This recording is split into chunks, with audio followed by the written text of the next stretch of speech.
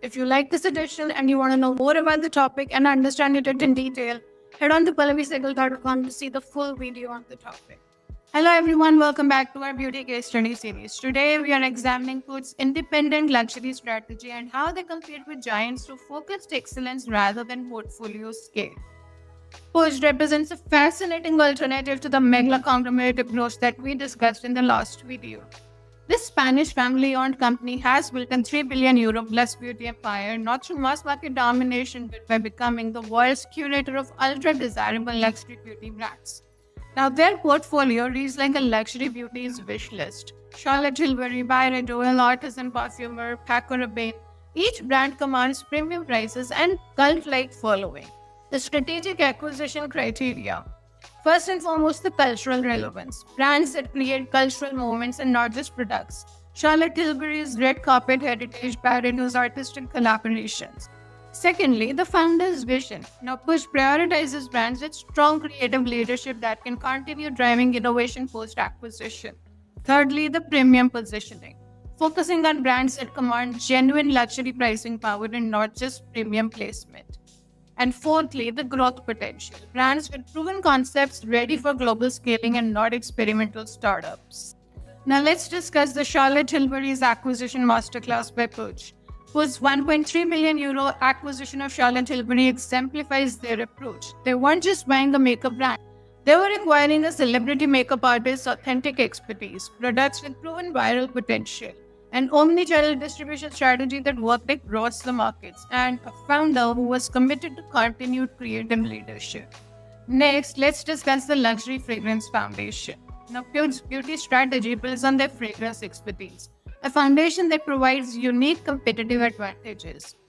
Let's now discuss the Byredo acquisition strategy. Now, Byredo represents Puig's approach to modern luxury fragrance. There is artistic positioning, collaborations with artists, designers, and cultural figures.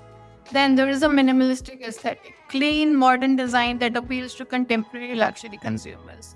Then there is an experiential retail factor, wherein flagship stores that feel like art galleries and not traditional beauty retail. And finally, the cultural currency, products that function as lifestyle statements and not just as fragrances. Next, let's talk about the boutique advantage.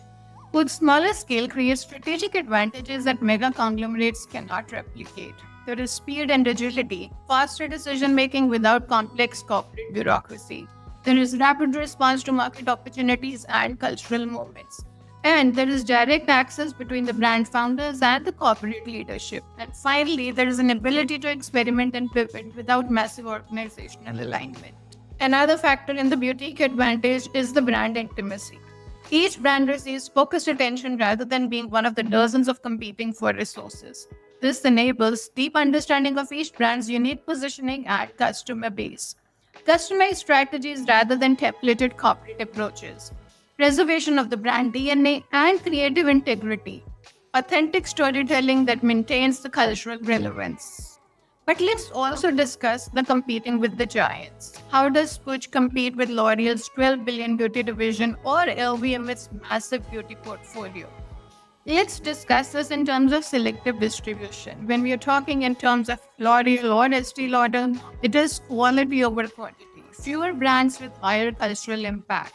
Luxury focus, no mass market dilution of brand equity. But when we are talking about Puig versus the LVMH beauty, there is independent agility, faster adaptation to cultural and market changes.